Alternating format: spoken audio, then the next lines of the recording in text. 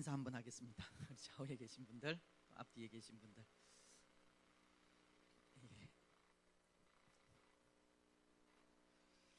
전에도 한번 말씀을 드렸지만 우리 하나님의 축복은 나누면 나눌수록 커집니다. 또 우리가 하나님의 복을 나누는데 만약에 상대방이 받지 않으면 그게 누구에게 돌아옵니까? 내게로 돌아온다고 했습니다. 그래서 이래도 복이요 저래도 복입니다. 그래서 늘 또 우리 함께 신앙생활을 하는 성도들을 축복하면서 하나님의 귀하신 뜻을 잘 이루어 갔으면 좋겠습니다. 근데 여러분, 하나님께서 우리에게 분명하게 약속하시는 것이 있습니다. 우리 또 한 집사님 기도하시면서도 하나님은 복 주시는 하나님, 잘 되게 하시는 하나님이십니다. 분명합니다. 그런데 하나님께서 우리에게 복 주실 때 아무나 복 주시는 것은 아니지요. 하나님께서 약속하신 것이 뭐냐면 우리 말씀을 한번 찾았으면 좋겠는데요. 신명기서입니다. 신명기서 28장,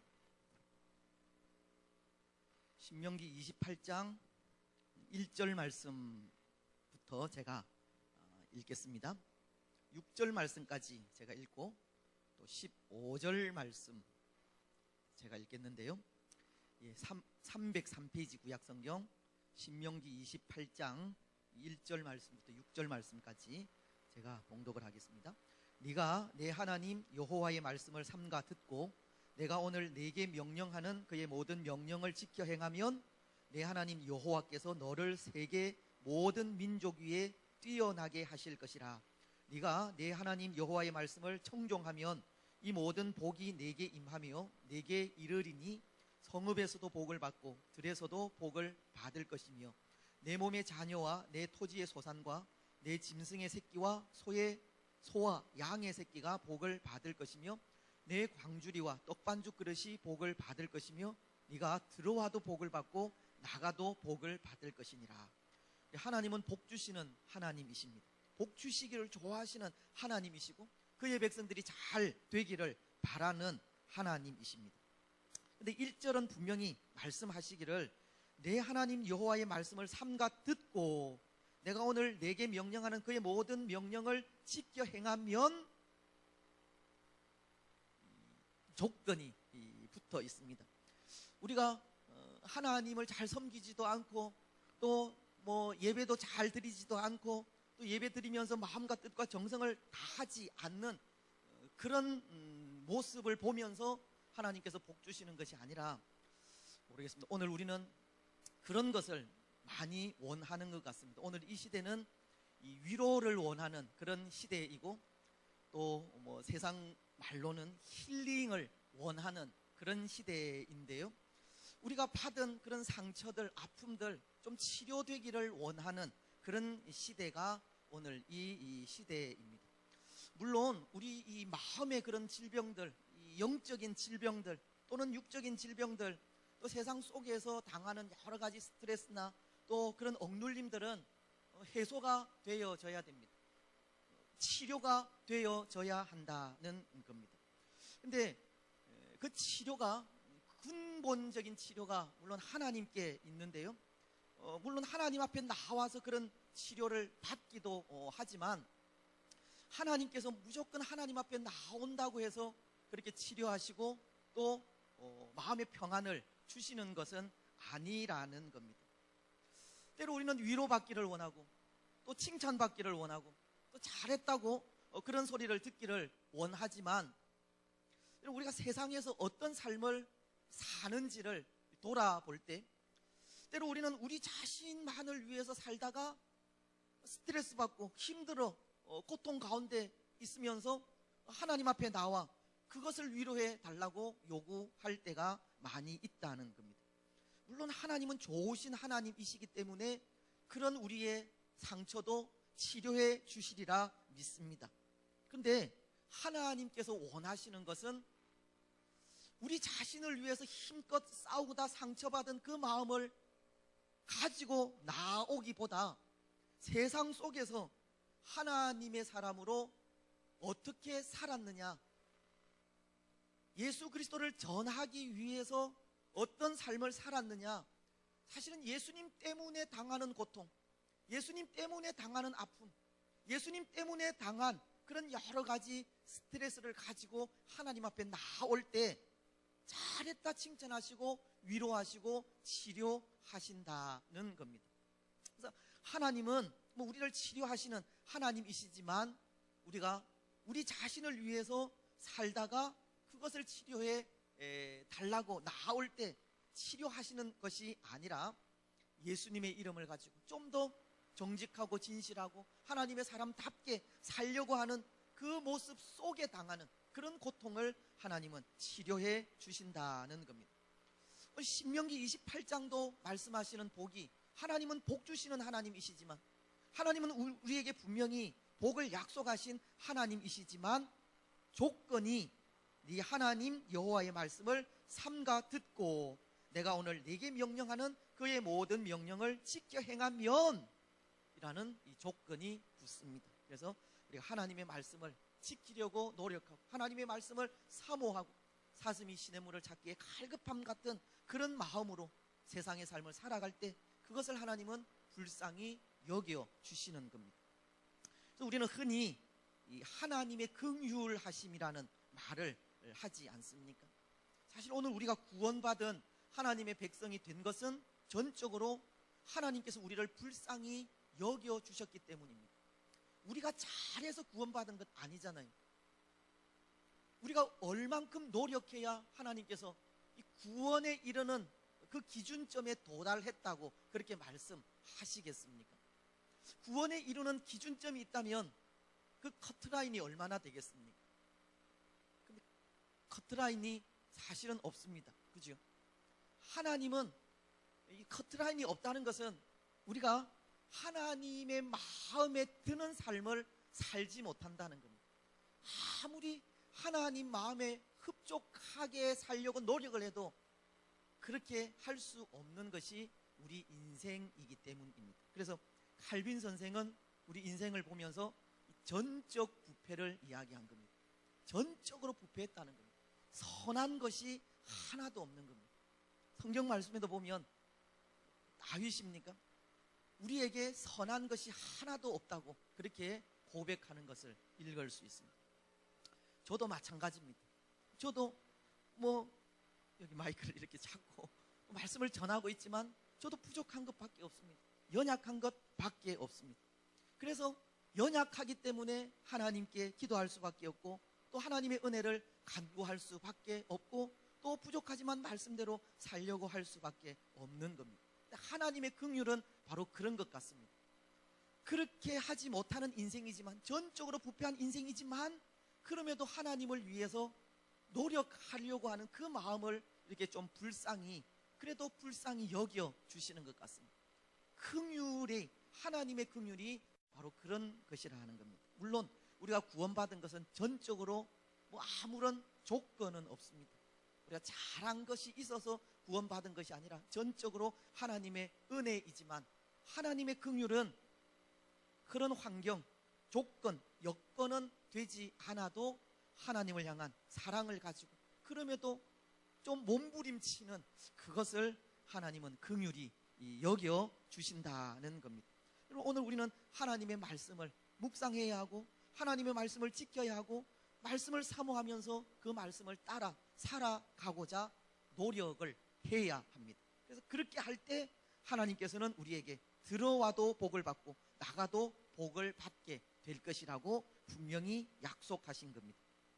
근데 15절은 또 뭐라고 말씀을 하시느냐 하면 신명기 28장 15절입니다. 네가 만일 내 하나님 여호와의 말씀을 순종하지 아니하여 내가 오늘 네게 명령하는 그의 모든 명령과 규례를 지켜 행하지 아니하면 이 모든 저주가 네게 임하며 네게 이를 것이니. 그래서 16절 말씀부터 마지막 68절 말씀까지는 말씀을 지켜 행하지 않는 사람들에게 내리시는 그런 저주에 대해서 이렇게 많이 기록을 하고 있습니다. 어쩌면 축복의 말씀보다 이 저주의 말씀들이 더 많이 있다는 겁니다. 그럼 축복의 말씀보다 저주의 말씀이 더 많이 기록되어져 있다는 것은 뭘 의미하겠습니까? 저주는 끊임없이 계속 되어진다는 겁니다. 축복은 한번 받으면 그것이 영원하지만 이 저주는 또 내리고 또 내리고 계속해서 이 저주가 임하면서 우리가 정말 망할 때까지 그런 저주가 임하게 된다는 겁니다. 때로는 참 무서운 그런 말씀인데요.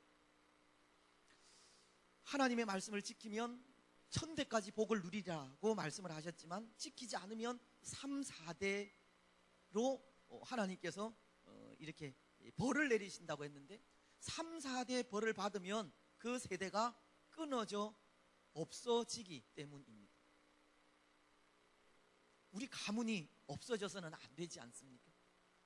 하나님의 말씀을 지킬 때 그것이 우리에게 복이고, 복 주시고자 하시는 하나님은 바로 하나님 앞에 우리의 마음을 드리면서 그래도 하나님 말씀을 좀 사모하며 나아가고자 하는 그런 우리를 긍휼히 여기셔서 은혜도 베푸신다는 것을 또 우리는 늘 기억하셨으면 좋겠습니다. 여러분, 이스라엘 백성들이 이사야서에 보면 하나님 앞에 잘 나왔습니다. 예배도 참 잘 드렸습니다. 살찐 짐승도 많이 드렸습니다. 살찐 짐승의 기름도 많이 드렸습니다. 그런데 하나님께서 그런 이스라엘 백성들에게 책망하신 것이 있습니다. 어떤 말씀입니까? 이제 더 이상 그것을 내게 가져오지 말라는 겁니다. 왜 그랬을까요? 이스라엘 백성들 살찐 짐승, 기름 하나님 앞에 가지고 왔다는 것은 그 중심에 바른 것을 가지고 하나님 앞에 나왔다, 그렇게 생각을 할 수가 있는데 하나님은 이제 더 이상 그것 내게 가져오지 말라고, 내가 그것을 가증스럽게 여긴다고 그렇게 했습니다. 예배하려는 잘 나온 거죠. 그런데 마음이 없었습니다. 하나님 앞에 어떤 마음으로 예배해야 하는지, 어떻게 서야 하는지, 어떤 모습으로 살아가야 하는지 그 바른 중심이 없었다는 겁니다. 그렇게 할 때 하나님은 너희들 매주 이렇게 살찐 것, 아름다운 것, 좋은 것, 내가 좋아할 만한 것들 가지고 오지만 이제 더 이상 나는 싫다는 겁니다. 아무리 좋은 것 바쳐도 너희들 마음 바치지 않으면 내가 그것을 받지 않는다는 겁니다. 내 마당만 밟을 뿐이라고, 가증스럽다고 그렇게 말씀을 하신 겁니다. 오늘 우리가 매주 또 하나님 앞에 나와서 신앙의 삶을 살아갈 수 있지만 이것이 형식이고 마음이 없는 그런 예배라면 하나님은 우리의 예배 받지 않는다는 것을 가르치는 겁니다. 여러분, 이런 것을 생각하면 때로 우리 신앙생활 하기가 참 너무나도 힘이 들고 부담이 된다는 그런 생각을 하게 될 때가 참 많이 있습니다. 때로 교회에 와서 정말 위로도 받아야 되고 칭찬의 소리도 좀 들어야 되고 좀 마음의 평안함을 누리고 돌아갔으면 좋겠는데 때로 교회에 와서 그런 위로를 받는 것이 아니라 책망의 말씀을 듣기도 하고 또 부담되는 그런 말씀을 듣기도 하는 것 같습니다. 근데 여러분, 오전에도 말씀을 드렸지만 고난이 우리의 신앙을 성숙하게 한다고 말씀을 드렸듯이 이런 영적인 부담들이 또 우리를 또 한층 더 성숙하게 하는 겁니다. 때로 우리는 영적인 부담도 가져야 합니다.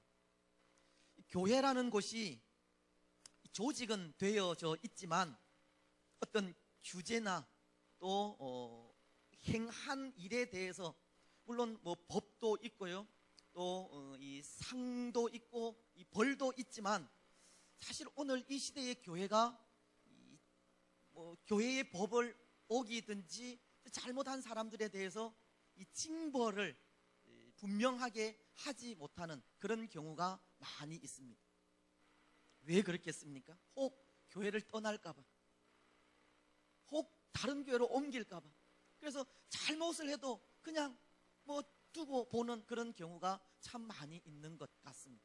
근데 교회는 이 분명한 그런 상벌이 있어야 되고 그것이 이 권징이 정확할 때 또 교회는 또 바르게 성장을 해 갈 수 있다는 겁니다. 그래서 때로 부담이 되거나 좀 힘들고 어려운 일이 있으면 또 교회를 떠나고 또 교회를 옮기는 그런 경우도 참 많이 있는데요. 신앙이 자라가기를 원하신다면 부담이나 또 여러 가지 또 고난이나 또 문제들을 참고 견디고 또 잘 부딪혀 나아가는 그런 부분들도 필요합니다. 그래서 우리에게 늘 지혜를, 하나님의 지혜를 간구해야 합니다. 오늘 이 전하는 이 말씀도 우리에게 사실은 이 부담이 될 수밖에 없는 그런 부분입니다. 왜냐하면 전도는 반드시 해야 할 일이라고 하기 때문입니다. 전도는 반드시 해야 할 일인데 그렇게 하지 못하는 경우가 있기 때문입니다.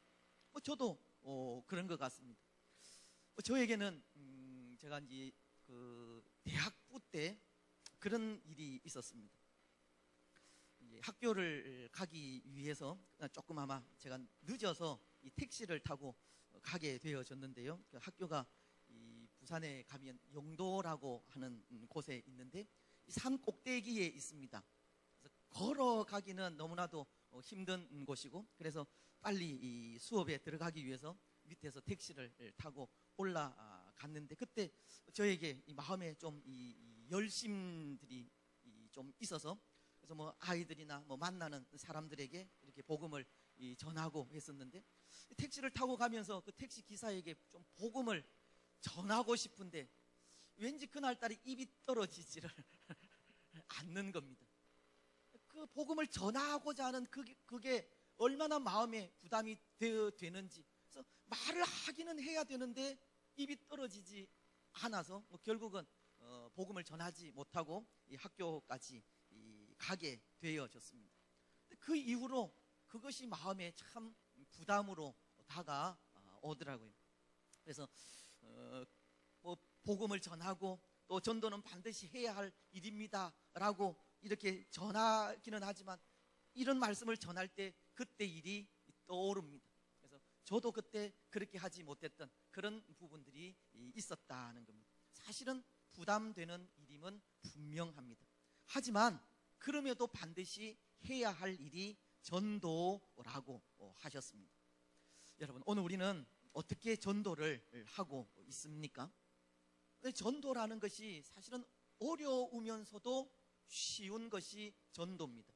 어렵다는 것은 우리가 사람을 직접 대면하고 그 사람에게 복음을 전하는 것이 뭐 어려울 수 있지만, 쉽다는 것은 우리의 삶이 이 전도라는 것을 생각하면 우리의 삶을 통해서 전도할 수도 있기 때문입니다. 그래서 그것을 우리는 생활 전도라고 합니다.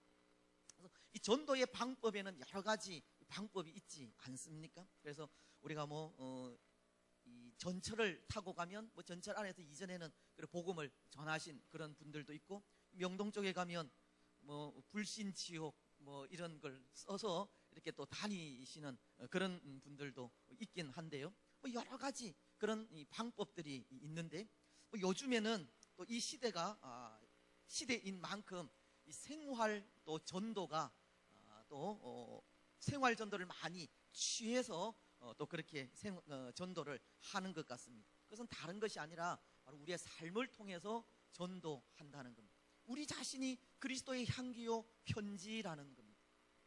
여러분, 오늘 우리가 살아가면서 나 자신이 그리스도의 향기요 편지라는 생각을 일주일 동안 몇 번이나 하시는 것 같습니까?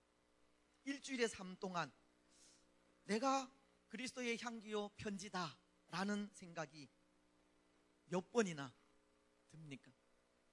우리 인생이 참 부패하다는 것이, 여러분, 방금 지금 내가 곧 하나님 앞에 좀 간절하게 하나님 앞에 나아가겠다 이렇게 마음을 먹지만 한 1초 2초 이후에 그 생각이 사라져버립니다. 잊어버립니다. 그래서 또 평소와도 같이 그렇게 살아가는 그런 경우가 많습니다. 우리 인생이 그만큼 부패했다는 것을 가르치는데, 항상 우리가 기억해야 할 것이 우리 자신이 그리스도의 향기요 편지다라는 생각을 하면, 그래도 그 생각이 우리의 삶을, 우리의 언어를, 우리의 행동을 또 조금 나은 방향으로 인도하리라 생각합니다. 우리는 하나님의 자녀들이고 구원받은 하나님의 백성입니다. 그 부분도 우리가 늘 기억해야 하는데요. 왜냐하면 부패했기 때문에 그것을 생각하지 않으면 정말 세상 사람들처럼 살아갈 수밖에 없기 때문입니다. 하나님의 자녀고 구원받은 백성이고 그리스도의 향기고 그리스도의 편지라는 것을 늘 되새기면서 살아가십시오. 그런 생각을 가지고 살아가면 말 한마디라도 조심해서 할 수가 있습니다. 행동 하나라도 조심해서 할 수가 있습니다. 그것을 통해서 예수 믿는 사람의 그런 냄새를 풍길 수 있다는 겁니다. 고린도후서 2장이 그런 말씀을 하시는데, 우리는 사람들 앞에, 세상 앞에 그리스도의 향기다. 악취를 풍기는 사람들이 되지 말고 향기를 풍기는 사람들이 되라라고 말씀을 하셨습니다. 그래서 그 생각에, 그리스도의 편지요 향기라는 생각에 우리의 언어가 바뀌고 생활이 바뀌고 행동이 바뀌는 그것이 바로 생활 전도라고 하는 것입니다. 그래서 이 생활 전도를 통해서 또 전도를 하셔야 되는데, 때로 그 기간들이 한 영혼을 또 하나님께로 인도하는 그 일이 좀 길어질 수는 있습니다.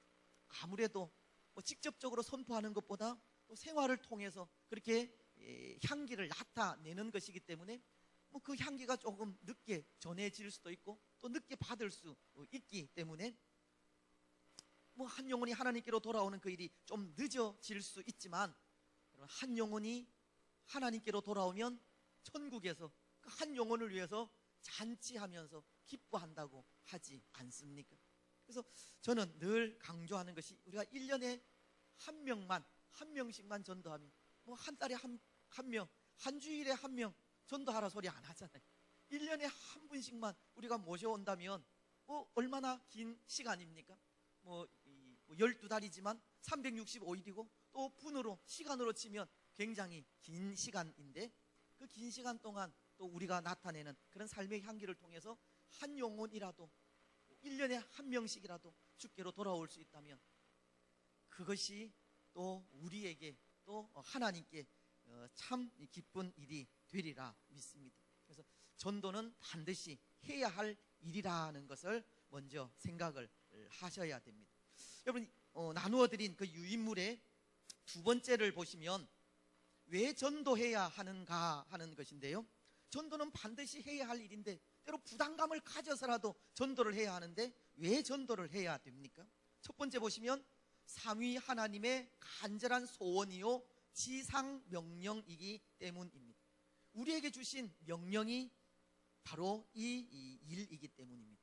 그래서 우리가 잘 아는 마태복음 28장 20절 말씀도 아버지와 아들과 성령의 이름으로 세례를 주고 모든 민족에게 하나님의 말씀을 전하라고 그렇게 말씀을 하셨습니다. 또 예수님께서 하늘나라로 올라가시기 전에도 이 성령이 너희에게 임하시면 너희가 권능을 받고 예루살렘과 사마리아와 온 유대와 땅끝까지 이르러 내 증인이 되리라.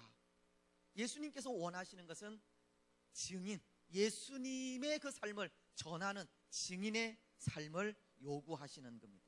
그런데 사실 이 부분이 예수님께서 승천하시면서 전하신 것만이 아니라 창세기부터, 이 창세기에서부터 그 말씀이 기록이 되어집니다. 여러분, 창세기에 보면 하나님께서 사람을 만드시고 맡기신 사명이 있죠. 대사명이라고 하는데요, 어떤 것을 맡기셨습니까? 땅을 정복하고 다스리며 온 땅 위에 충만하라고 하셨잖아요. 그게 바로 이 전도의 사명입니다. 온 땅 가운데 하나님의 나라를 세워가라고 하시는 명령입니다.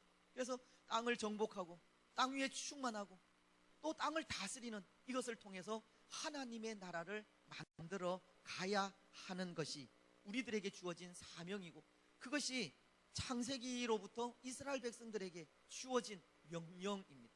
그런데 때로 이스라엘 백성들이 이 선민 사상 때문에 자기들만 구원받았고 하나님의 자녀라고 하는 그 생각 때문에 제대로 선교의 사명을 감당하지 못했습니다.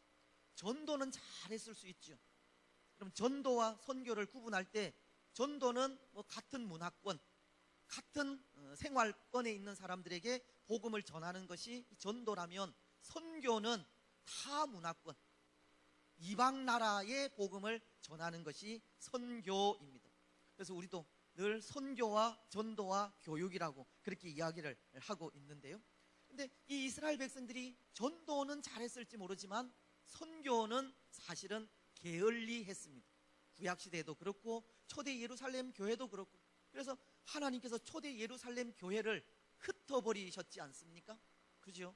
초대 예루살렘 교회가 참 아름다운 교회였고 참 많은 사람들에게 칭찬 듣는 교회였지만 그 교회를 하나님은 깨뜨리시고 흩어버리셨습니다. 그 이유가 선교를 하지 못했기 때문입니다. 다 문화권에 있는 사람들에게 복음을 들고 나아가지 못했기 때문입니다. 그래서 스데반이라고 하는 스데반 집사를 하나님은 순교시킨 겁니다. 스데반은 하나님께서 죽이셨습니다.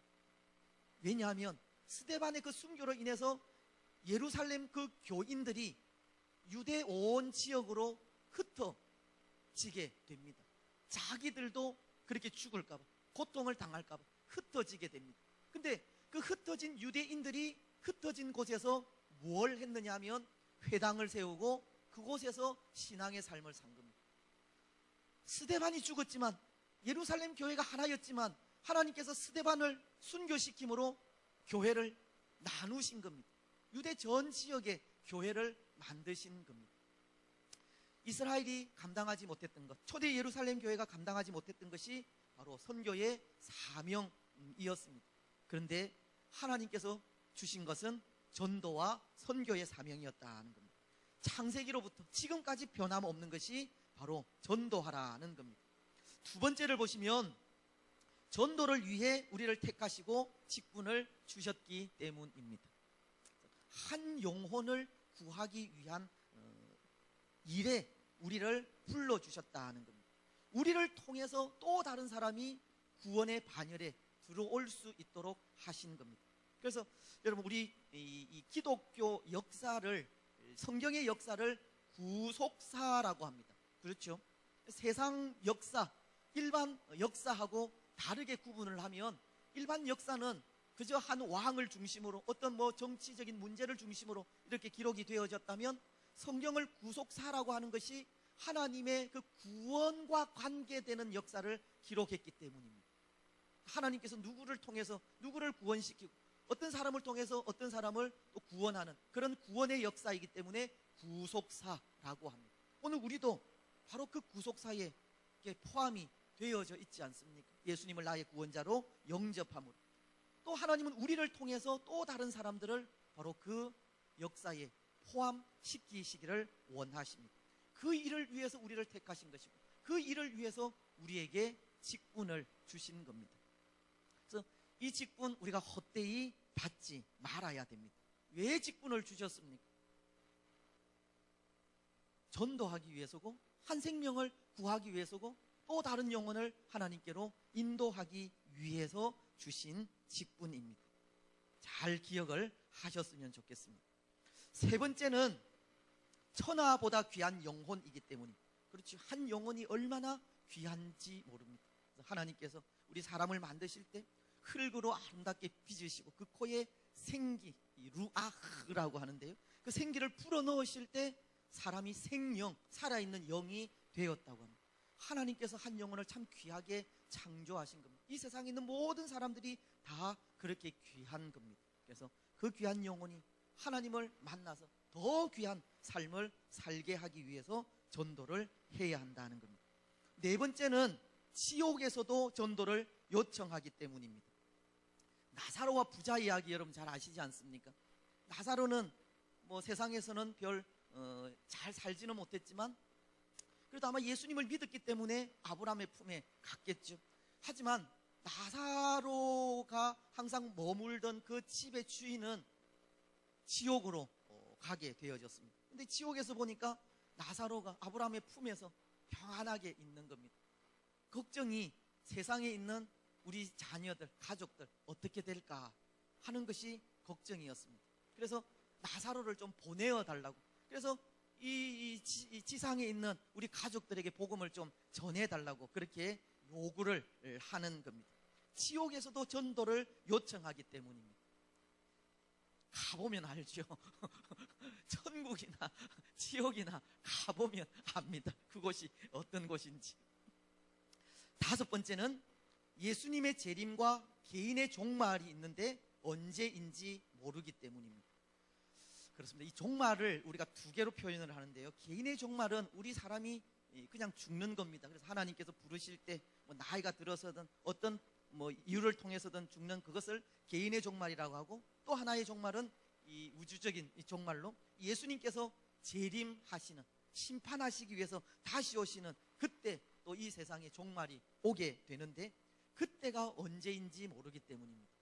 오늘 우리가 이렇게 잘 살아가지만 뭐 1시간 이후에 2시간 이후에 내일 어떻게 될지 알 수 없잖아요.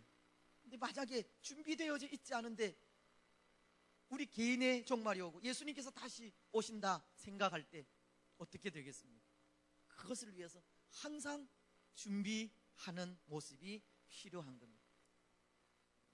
등을 준비한, 기름을 준비한 그 처녀들처럼 항상 준비되어져 있어야 하고 깨어 있어야 합니다. 그래서 전도가 필요하다는 겁니다. 여섯 번째, 구원은 하나님만이 아시는 일이기 때문입니다. 그렇습니다. 우리가 뭐 이 사람은 구원받을 사람이다, 저 사람은 구원받을 사람이다 모릅니다. 그죠? 근데 우리에게 누구에게든지 가서 전하라고 합니다. 누가 하나님께서 택한 사람인지 모르기 때문에 그런 겁니다. 그래서 하나님께서 택하신 백성이 누구인지는 모르지만 우리가 해야 할 일은 누구에게든지 가서 복음을 전해서 또 그 사람이 복음을 받아들이면 또 하나님의 구원이 또 그분에게 임하게 되는 겁니다. 일곱 번째, 하나님께서 가장 기뻐하시는 일이기 때문입니다. 앞서도 말씀을 드렸지만 전도는 하나님께서 기뻐하시는 일이고, 한 영혼이 주께로 돌아오면 천국에서는 잔치를 벌이면서 기뻐한다고 하셨습니다. 그래서 오늘 우리도 하나님께서 기뻐하시는 일, 하나님의 영광과 기쁨이 되는 일, 또 그것이 그 중에 하나가 또 전도라는 것을 기억을 하셨으면 좋겠습니다. 예, 시간이 많이 갔기 때문에 세 번째까지만 하고 전도의 방법, 요한복음 4장을 중심으로는 다음 시간에 하도록 하겠습니다. 세 번째, 좋은 전도자가 되려면 전도는 반드시 해야 하고요. 또 왜 전도해야 하는지를 우리가 생각을 했는데, 이제 좋은 전도자가 되려면 어떻게 해야 됩니까? 첫 번째, 구원의 확신이 있어야 합니다. 그런 것 같습니다. 이 전도하는 사람은 구원의 확신이 있는 사람입니다. 천국에 대한 확신이 있는 사람입니다. 내세에 대한 확신이 있는 사람이 전도를 할 수 있다는 겁니다. 그런데 내가 구원을 받았는지 받지 않았는지 좀 거기에 대해서 좀 불분명한 사람들, 좀 어중간한 분들은 자신이 확신이 없기 때문에 이 또 전하는 것도 그만큼 또 미미할 수밖에 없습니다. 여러분, 구원 받으셨죠? 구원 받으셨죠? 오늘 당장 여러분 하나님께서 데리고 가시면 어디에 계십니까? 예? 천국, 연옥. 연옥은 천주교에서 하는 이야기고 천국에 갑니다. 그죠? 예수님을 믿으면 그 즉시 우리는 구원받게 되어져 있습니다. 구원에 대한 확신을 가지셔야 됩니다. 지금 당장 죽어도 천국에 간다는 확신이 있어야 됩니다. 확실히 모르겠습니다. 좀 더 덕을 쌓아야죠. 좀 더 선을 쌓아야죠. 선과 덕으로는 천국에 갈 수 없다고 했습니다. 믿음으로만이 천국에 갑니다. 예수님을 믿는 믿음으로만이 천국에 갑니다. 그래서 믿는 믿음만 있으면, 내가 예수님을 믿으면 그 즉시 천국에 가게 되는 겁니다. 그 뒤에 뭐 선, 덕, 뭐 이 성화의 문제라고 하는데 이것은 뒤 문제입니다.